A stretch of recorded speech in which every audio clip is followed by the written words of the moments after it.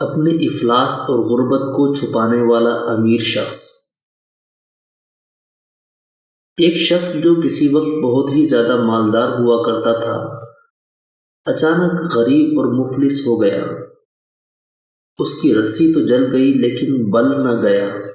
اس نے اپنی ظاہری امیرانہ شان قائم رکھی اور ایک پرانا کپڑوں کا جوڑا تھا، وہی شام کو پہن کر دیوانے خانہ میں اپنے دوستوں کے ساتھ آ بیٹھتا۔ سر پر وہی ٹوپی اور بدن پر ایک بہترین شیروانی کو زیب تن رکھتا۔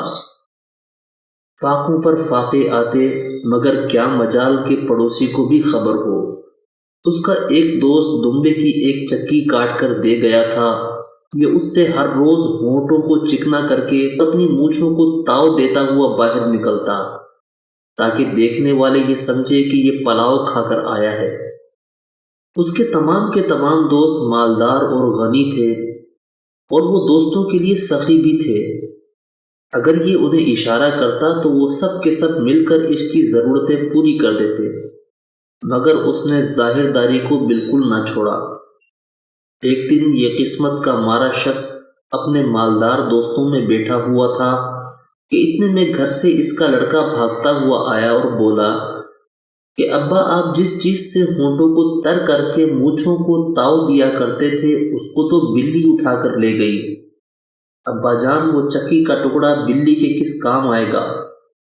یہ سن کر وہ شخص بڑا شرمندہ ہوا اور بات کو رفع دفع کرنے کی کوشش کرنے لگا، لیکن اس کے دوستوں نے کہا، اب چھپانے سے کیا فائدہ، بتاؤ تمہارا کیا حال ہے؟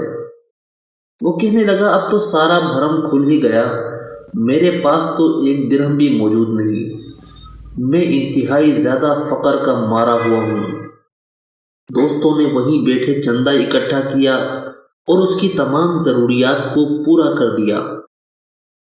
مولانا رومی فرماتے ہیں کہ جو انسان ظاہر و باطن کو ایک نہ رکھے، وہ آخر کار شرمسار اور نادم ہوتا ہے۔ جھوٹی شیخی بگارنا اور ریاکاری، چکنے منہ اور خالی پیٹ کا بھانڈا پھوٹ ہی جاتا ہے۔